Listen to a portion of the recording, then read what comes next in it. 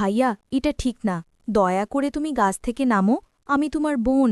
আমি তোমাকে কতই না ভালো ভাবতাম আর ভালো মানুষ মনে করতাম। কিন্তু ভাইয়া আমার একটা কথাও শুনল না এবং তার মনে যা ছিল সেই রাতে সে তার সবটুকুই আমার সাথে করে বসল। শেষ পর্যন্ত এটা কিভাবে হলো তা আমি তোমাদের এই গল্পেই বলবো। তার আগে বন্ধুরা, তোমরা যারা আমার গল্পগুলো শোনো তারা আমার চ্যানেলটিকে সাবস্ক্রাইব করো না। তাই আপনাদের কাছে রিকোয়েস্ট, প্লিজ চ্যানেলটিকে সাবস্ক্রাইব করে ভিডিওটিতে লাইক বাটনে ক্লিক করে ভিডিওটি শেষ পর্যন্ত দেখুন। আমি ঢাকার বাসিন্দা। আমার নাম নেহা। আমার বয়স ১৯ বছর। লোকে বলে আমি দেখতে বেশ আকর্ষণীয়, আর সম্ভবত এজন্যই পাড়ার ছেলেরা প্রায়ই আমার সাথে নানা কথা বলতে চায়। আমার পরিবার খুব ছোট। আমি, আমার ছোট ভাই আর মা। বাবা মারা গিয়েছিলেন যখন আমার বয়স মাত্র ৭ বছর। মা বাবার জায়গায় ব্যাংকে চাকরি পেয়ে গেলেন এবং তিনি আমাদের দুজনকে মানুষ করতে লাগলেন। এখন আমি আর আমার ভাই দুজনেই কলেজে যাই। আমার সাথে যে ঘটনাটি ঘটে সেটা ৩ মাস আগের কথা। সেই দিনটা ছিল সোমবার, আর আমি কলেজে যাইনি। আমার ভাই আর মা যেমন প্রতিদিন নিজ নিজ কাজে চলে গেলেন। বাড়িতে একা ছিলাম, আর কিছু করতে ইচ্ছে করছিল না। আমি তাই ইউটিউবে গল্প পড়তে শুরু করলাম। হয়তো মনের অশান্তি কিছুটা ভুলিয়ে দেবে। ঠিক তখনই মায়ের ফোন এলো। তিনি বললেন আজ তার ফিরতে দেরি হতে পারে। আমি বললাম ঠিক আছে মা, তুমি আরামে আসো। তারপর জানি না কেন মনে খুব খালি খালি লাগতে শুরু করল। আমি বিছানায় শুয়ে পড়লাম, আর কখন ঘুমিয়ে পড়লাম তার টেরই পেলাম না। হঠাৎ আমার ঘুম ভেঙে গেল, কিন্তু আমি নড়লাম না। আমার মনে হলো যেন কেউ আমার পাশে বসে আছে। আমি অনুভব করলাম কেউ আস্তে আস্তে তার আঙুল দিয়ে আমাকে স্পর্শ করছে। প্রথমে আমি বুঝতেই পারলাম না যে এটা কি হচ্ছে, কিন্তু যেই আমি আস্তে আস্তে চোখ খুললাম, আমি ভিতরে ভিতরে কেঁপে উঠলাম। আমার ছোট ভাই, যাকে আমি সবসময় মাসুম আর শরীফ ভাবতাম, সেই আমার পাশে বসে আছে। আমি বিশ্বাসই করতে পারছিলাম না যে সে এটা করছে। আমার বুক খুব জোরে ধড়ফড় করতে লাগল, আর আমি বুঝতে পারছিলাম না যে আমি কি করব। কিছু বলার সাহসই জোগাড় করতে পারলাম না আমি। ভাবছিলাম যে সে কেন এমন করছে। সে কি কখনো আমার সম্পর্কে এমন কিছু ভেবেছে, নাকি এটা শুধুই একটা ভুল? সেই মুহূর্তে আমার মনে অনেক প্রশ্ন ঘুরপাক খাচ্ছিল। আমি কি তাকে ক্ষমা করতে পারব? এটা কি এমন একটা ঘটনা যা আমি উপেক্ষা করে দিতে পারি? কিন্তু একই সাথে আমি জানি না কেন সেই মুহূর্তে আমার রাগ হচ্ছিল না, বরং আমি দ্বিধায় পড়ে গিয়েছিলাম। হয়তো আমার বোঝার মধ্যে কিছু ঘাটতি ছিল, না হলে আমি সেই মুহূর্তে অন্য কিছু ভাবছিলাম। কিছুক্ষণ কেটে গেল, আর আমি তখনও ঘুমের ভান করছিলাম। ঠিক তখনই হঠাৎ মনে হলো ভাই আমাকে আস্তে আস্তে জাগানোর চেষ্টা করছে। তার আঙুলগুলো আমার কাঁধে হালকা করে ছুঁই ছুঁই করছিল, কিন্তু আমি চোখ খুললাম না। আমি জানতাম যে আমি পুরোপুরি জেগে আছি, কিন্তু সে হয়তো ভাবছিল যে আমি গভীর ঘুমে আছি। আস্তে আস্তে তার হাতের স্পর্শ বাড়তে লাগল। আগে যেখানে সে শুধু হালকা স্পর্শ করছিল, এখন তার সাহস বাড়তে লাগল। আমি বুঝতে পারছিলাম না যে সে কি করছে বা কি করতে চাইছে, কিন্তু আমি চুপচাপ দেখছিলাম। আমার মনে অনেক প্রশ্ন উঁকি দিল। এই মাসুম ভাই হঠাৎ এত বদলে গেল কি করে? সে কেন এমন করল? আমি বুঝতে পারছিলাম না যে সে আমাকে ঘুমের মধ্যে কি খাওয়ানোর চেষ্টা করছে।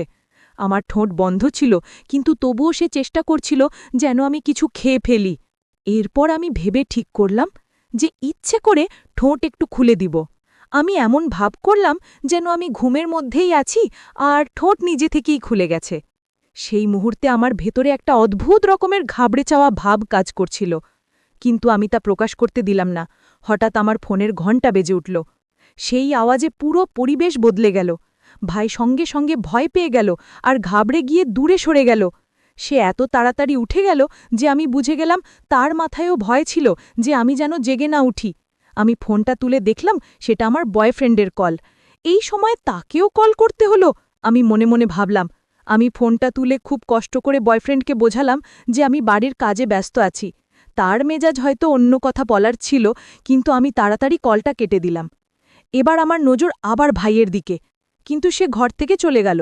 আর আমি ভাবতে লাগলাম, আমি কি তার সাথে এই ব্যাপারে কথা বলবো, নাকি এটা উপেক্ষা করে যাব? অনেকক্ষণ আমি আমার চিন্তায় ডুবে রইলাম। আমি ভাবলাম যদি আমি এটা নিয়ে কিছু না বলি তাহলে হয়তো আবার এমন ঘটনা ঘটতে পারে, কিন্তু যদি আমি তাকে কিছু বলি তাহলে আমাদের সম্পর্ক চিরকালের জন্য বদলে যাবে। তারপর আমি আর থাকতে পারলাম না। আমার মনে একটা অস্থিরতা কাজ করছিল, আর আমি ভাইয়ার সাথে কথা না বলে নিজেকে সামলাতে পারছিলাম না। আমি ভাইয়ের ঘরের দিকে এগিয়ে গেলাম। ভাইয়ার আলাদা একটা ঘর আছে, যেখানে সে প্রায়ই গিয়ে পড়াশোনা বা অন্য কিছু করে। আমি বুঝতে পারছিলাম না যে আমি তাকে কি বলবো বা এই পুরো ঘটনার মুখোমুখি কিভাবে দাঁড় করাবো। যখন আমি ভাইয়ের ঘরের কাছে পৌঁছালাম, তখন দরজা অর্ধেক খোলা ছিল। আমি আস্তে আস্তে ভিতরে উঁকি দিলাম। যা দেখলাম তা আমার চোখ কপালে তুলে দিল। ভাই বিছানায় শুয়েছিল, আর সে তার হাত দিয়ে এমন কিছু করছিল যা আমি এতদিন শুধু একটা শিশুর মতোই দেখে এসেছি। সে এমনটা করতে পারে এটা আমি কখনো ভাবিনি। 1 মিনিট ধরে আমি শুধু দরজার পাশে দাঁড়িয়ে দেখতে লাগলাম। আমার মাথায় তখন অসংখ্য প্রশ্ন ঘুরপাক খাচ্ছিল। আসলে তার কি হয়েছে? সে সত্যিই এমনটা করছে, নাকি আমি কোনো ভুল বুঝেও ভুল দেখছি? আমি নিজেকে শান্ত করার চেষ্টা করলাম, কিন্তু আমার চোখ তার দিকেই আটকে ছিল।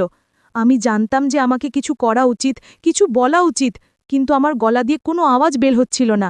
আমি যে ভাইকে এতদিন মাসুম ভেবে এসেছি, সে আজ আমার সামনে একদম অন্যরূপে হাজির হয়েছে। তাকে এই অবস্থায় দেখে আমার মনে হলো, হয়তো সে ছোটবেলা থেকেই এমন কিছু দেখেছে বা অনুভব করেছে যা নিয়ে আমি কখনো ভাবিনি। আমার মনে তার প্রতি কোনো ঘৃণা আসেনি, বরং আমি দ্বিধায় পড়ে গিয়েছিলাম। আমি বুঝতে পারছিলাম না যে এটা তার কোনো ভুল বোঝাবুঝি নাকি আরও কিছু। আমি আস্তে আস্তে দরজা থেকে সরে যাওয়ার সিদ্ধান্ত নিলাম। আমি জানতাম না যে যদি আমি তাকে এই অবস্থায় টোকাই, তাহলে আমাদের মধ্যে কি হবে। আমি মনে মনে ভাবতে লাগলাম, যদি সে আমার সাথে কিছু ভুল করে ফেলে। ঠিক তখনই সে আমাকে দেখে ফেল, আর যে ঘটনার আমি ভয় পাচ্ছিলাম সেটাই ঘটে গেল। ভাই আমাকে দেখে আর স্থির থাকতে পারল না, আর সে আমার কাছে এসে সেই কাজই করল যা সে হয়তো কতদিন ধরে করতে চাইছিল। কিন্তু ভাইকে বাধা করতে পারলাম না। সে এমনভাবে উঠে এসে আমাকে সেই কাজের সাথে জড়িয়ে দিল। আমিও সেই কাজটার আসল রহস্য বুঝে তাকে বাধা দিলাম না। ভাই এরপর আমাকে বলল, আপু, আমি অনেক দিন যাবৎ তোকে দেখে এই কাজটা করি।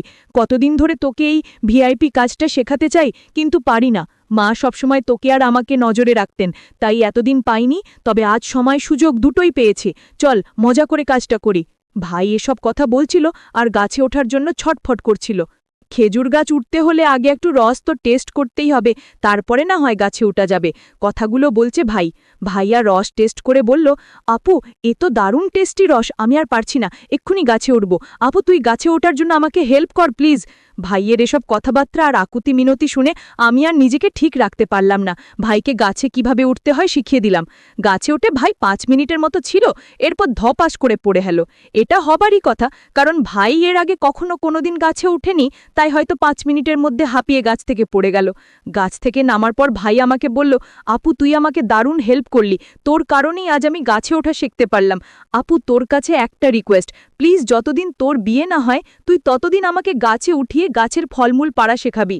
এরপর ভাইয়ের কথা রাখতে আমার যতদিন না বিয়ে হয় ততদিন আমি ভাইকে হেল্প করি। বন্ধুরা, আজকের গল্পটি এই পর্যন্ত। গল্পটি তোমাদের কেমন লাগলো কমেন্ট করে অবশ্যই জানাবে। আমি তোমাদের সেই প্রিয় বন্ধু কেয়া।